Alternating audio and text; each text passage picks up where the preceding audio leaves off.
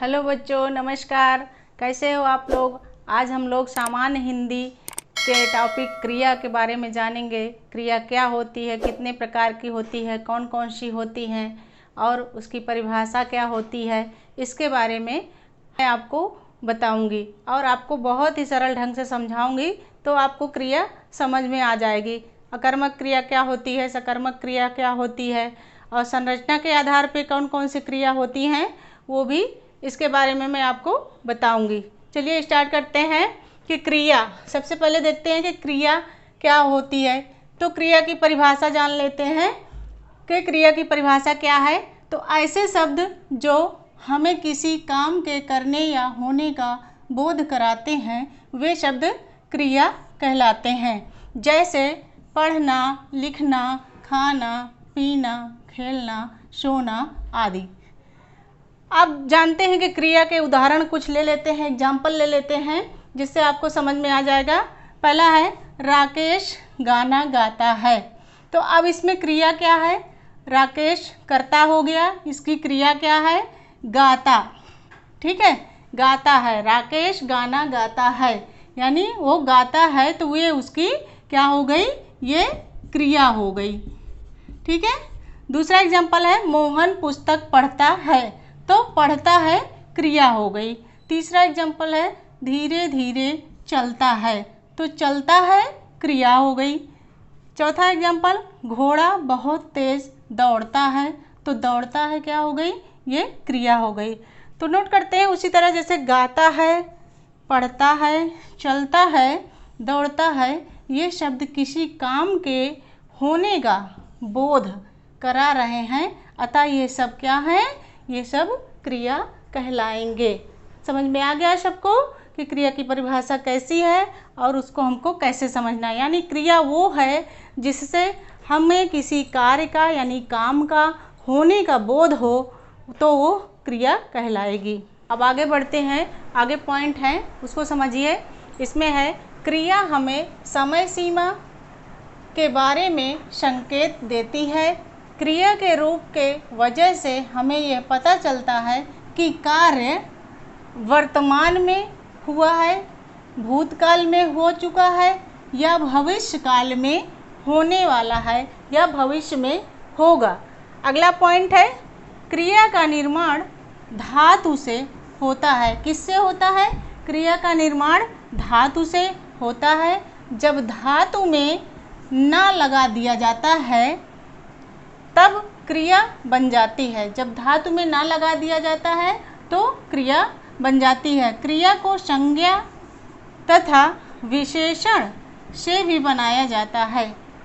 अगला है, अब हम ये जानेंगे कि धातु क्या है जिसका क्रिया का निर्माण होता है, जिस धातु से। तो सबसे पहले धातु जानेंगे। जैसे धातु क्या है इसके बारे में जानेंगे। क्रिया के रूप को धातु कहते हैं। जो क्रिया का रूप होता है, चलना, पढ़ना, लिखना, ठीक है, तो उसमें जो उसका रूप बदलता है, रूप होता है, तो वो धातु कहलाती है। जैसे पढ़ती है या राधा पढ़ती है। ठीक है, तो पढ़ती है, तो पढ़ती है क्या हो जाएगा आपका, ये आपका क्रिया हो गई। ठीक है, क्रिया शब्द हो गया और जो इसका मूल शब्द होगा वो क्या होगा, पठ होगा। तो पठ क्या है, ये आपकी धातु है। पठ जो है आपका क्या हो जाएगा, ये धातु लग जाएगा।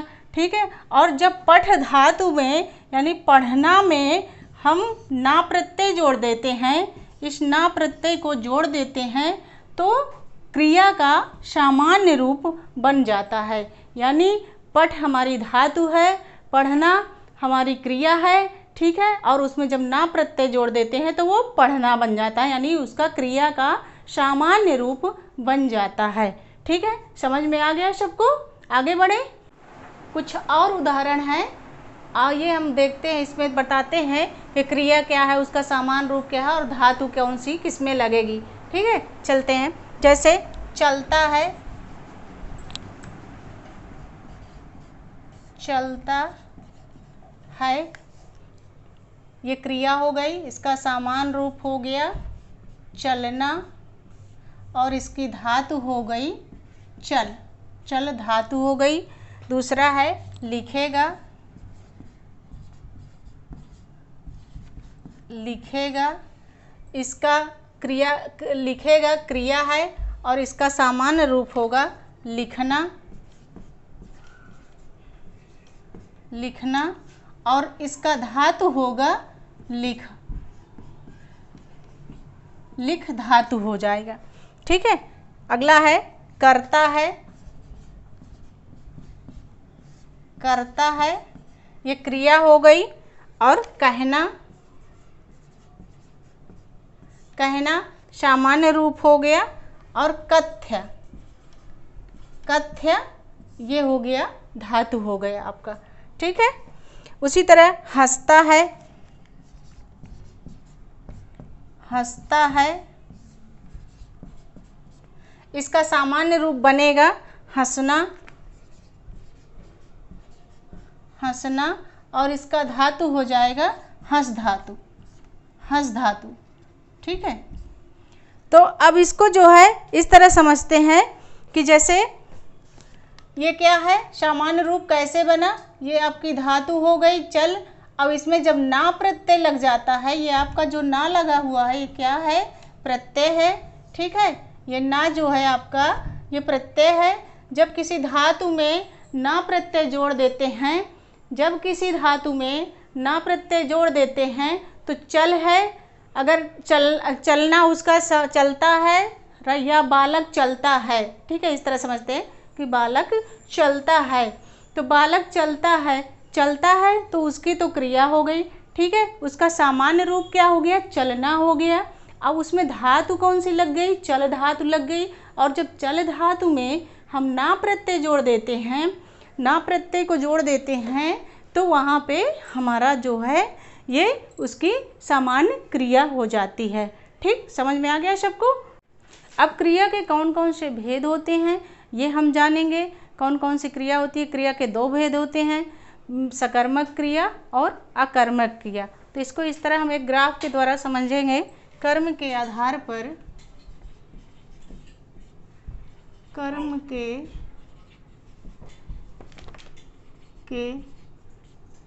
आधार पर क्रिया के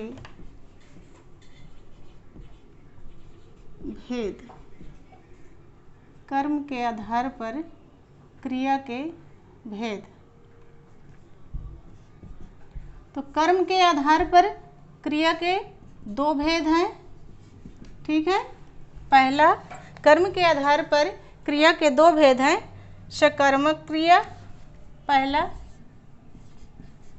सकर्मक क्रिया और दूसरा है अकर्मक क्रिया।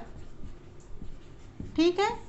कर्म के आधार पर क्रिया के दो भेद होते हैं, पहला सकर्मक क्रिया और दूसरा है अकर्मक क्रिया। अब सकर्मक क्रिया के भी दो भेद होते हैं, कौन कौन से, सकर्मक क्रिया के भी दो भेद होते हैं। पहला है एक कर्मक, एक कर्मक क्रिया और दूसरा है दुकर्मक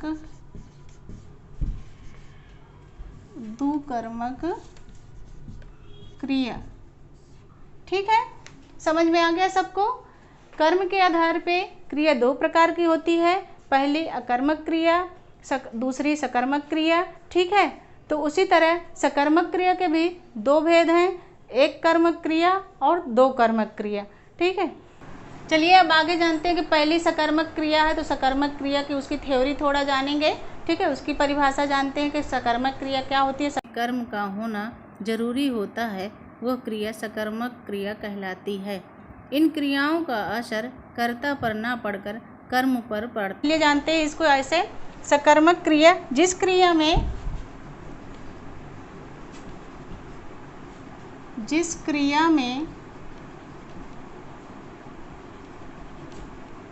जिस क्रिया में कर्म का होना,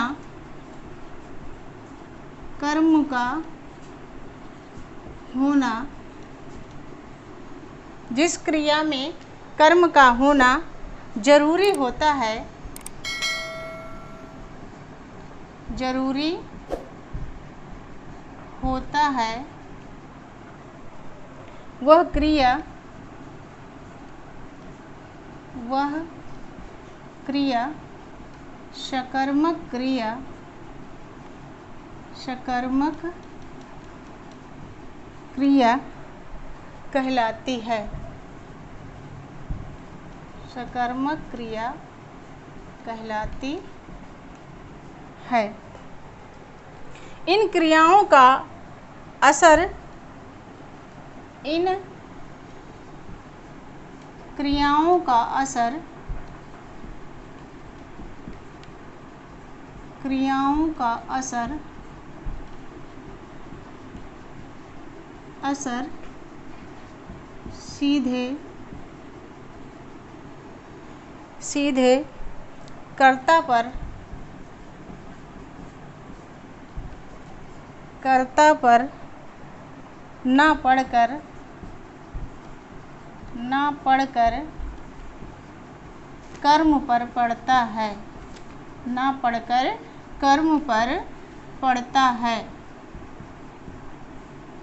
पड़ता है। यानी कहने का तात्पर्य है कि सकर्मक क्रिया जो है वो कर्म के साथ होती है। इस चीज़ को ध्यान रखना है सभी को कि सकर्मक क्रिया जो होती है वो कर्म के साथ होती है। ठीक है, एग्जाम्पल लेते हैं, उदाहरण।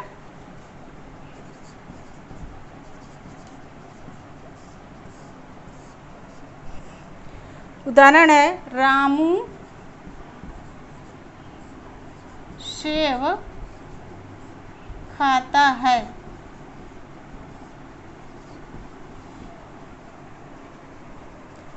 तो रामू क्या हो गया हमारा, ये रामू जो है ये हो गया, ये संज्ञा भी हो गया और इसको हम कर्ता भी मान लेंगे। ठीक है, और सेव क्या हो गया, ये हमारा जो है कर्म हो जाएगा।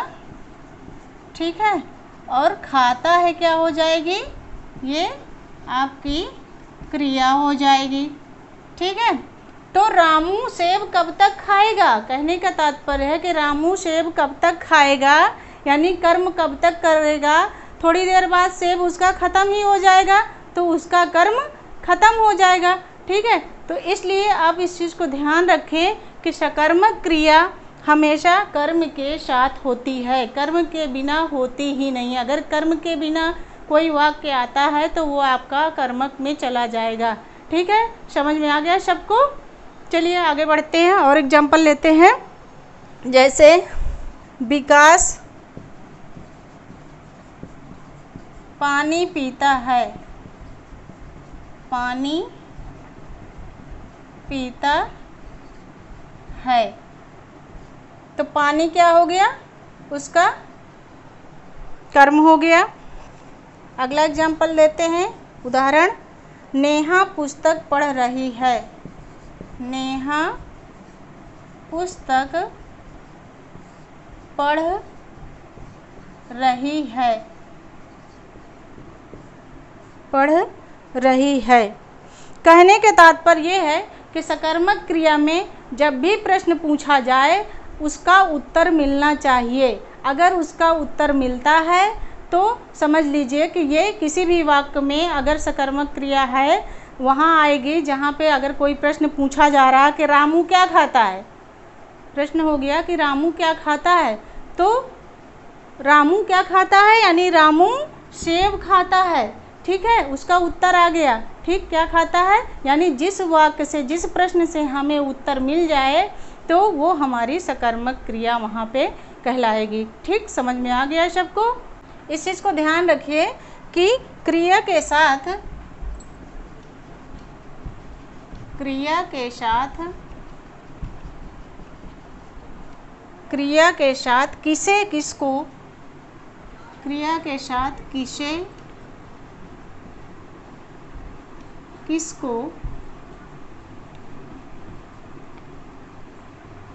क्रिया के साथ किसे किसको शब्द लगाकर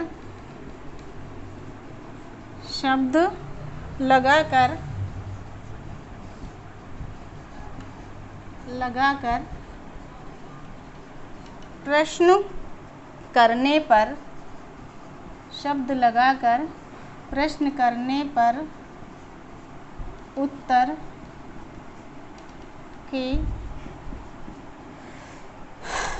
की प्राप्ति होती है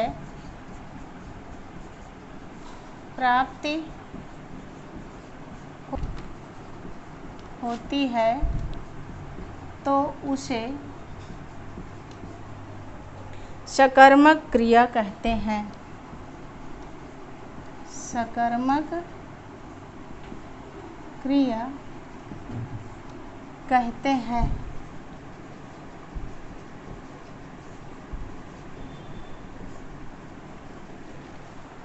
यानी सकर्मक क्रिया में हमेशा जब कोई वाक्य होता है उससे प्रश्न बनता है और उस प्रश्न का जब उत्तर हमें प्राप्त हो जाता है तो वहाँ पे सकर्मक क्रिया होती है।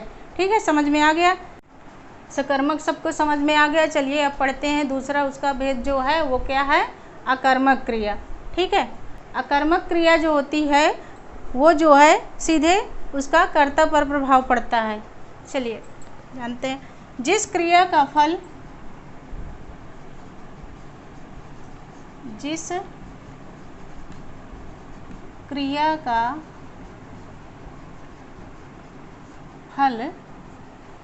क्रिया का फल कर्ता पर ही पड़ता है, कर्ता पर ही पड़ता है, वह क्रिया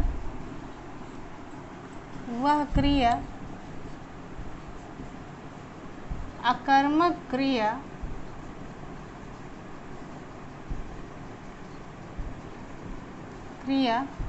कहलाती है।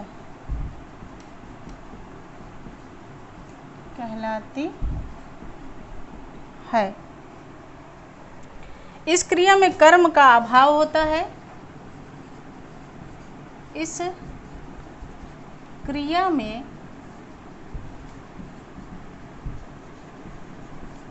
कर्म का अभाव होता है, यानी बिना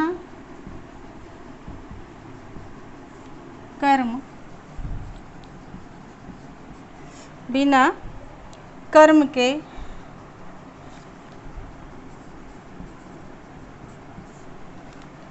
चलिए आगे उदाहरण लेते हैं।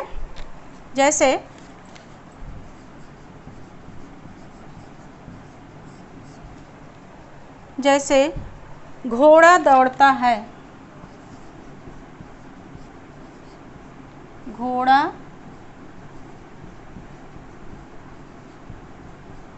दौड़ता है। घोड़ा क्या हो गया? ये हमारा वाक्य है कि घोड़ा दौड़ता है। तो अब इसको कैसे जानेंगे कि ये अकर्मक का वाक्य है कि सकर्मक का वाक्य है? तो इस चीज़ को ध्यान रखना है कि अकर्मक क्रिया में हमेशा सीधे कर्ता पर प्रभाव पड़ता है। ठीक है, अब घोड़ा क्या है हमारा? पहले तो जानेंगे कौन कर्ता है कौन क्रिया है। तो घोड़ा क्या है? घोड़ा हमारा जो हो जाएगा कर्ता हो जाएगा और क्रिया जो हो जाएगी वो दौड़ता है, ये क्रिया हो जाएगी। ठीक है, अब इसमें कर्ता और क्रिया दो ही चीज़ का अकर्मक में ध्यान रखना कि दो ही चीज़ होती हैं, कर्ता होती है और क्रिया होती है। अब देखिए यहाँ पर कोई कर्म नहीं है, यानी कर्म का यहाँ पे लोप हो गया। ठीक है, कर्म नहीं है। ठीक, तो दौड़ता है, कौन दौड़ता है? उसका सीधा प्रभाव पड़ रहा है घोड़े पे।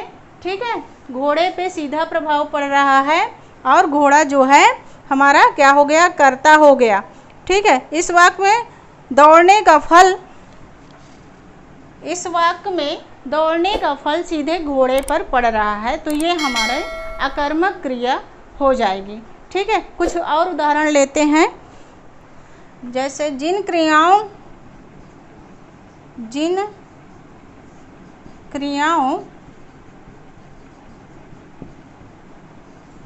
में,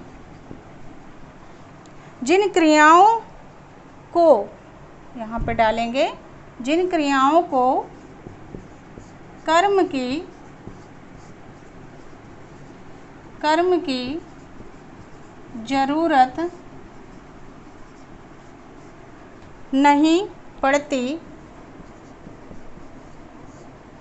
पड़ती या जो प्रश्न पूछने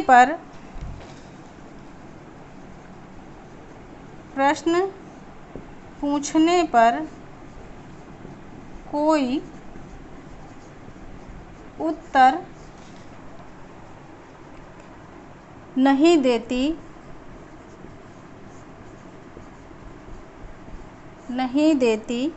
उन्हें अकर्मक क्रिया कहते हैं। अकर्मक क्रिया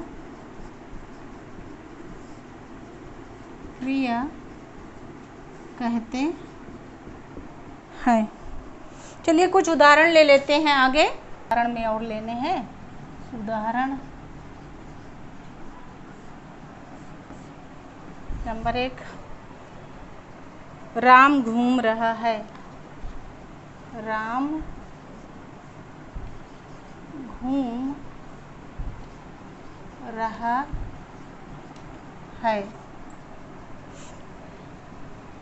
अब यहाँ पे राम क्या है, आपका कर्ता है, और घूम रहा है क्रिया है। यहाँ कर्म नहीं है, इसलिए आपका ये क्या हो जाएगा, अकर्मक क्रिया हो जाएगी। दूसरा एग्जाम्पल है, बालक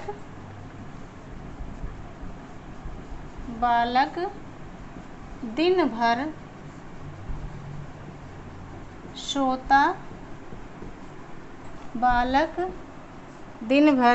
सोता रहा। तो यहाँ पर बालक कर्ता हो जाएगा और दिन भर सोता रहा ये उसकी क्रिया हो जाएगी। तो सीधे प्रभाव यहाँ पर आप इस तरह समझिए कि सीधे प्रभाव उसका बालक पे पड़ रहा है। ठीक है, सीधे प्रभाव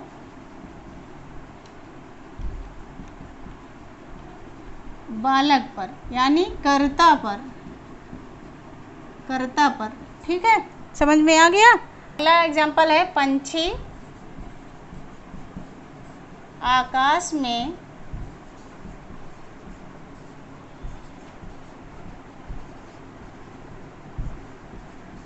उड़ते हैं। तो पंछी क्या हो गया, कर्ता हो गया। कहाँ उड़ते हैं, क्रिया क्या करती हैं, इनका क्रिया क्या हो जाएगा, आकाश में उड़ते हैं। ठीक है, अगला है, सीता हंस रही है। सीता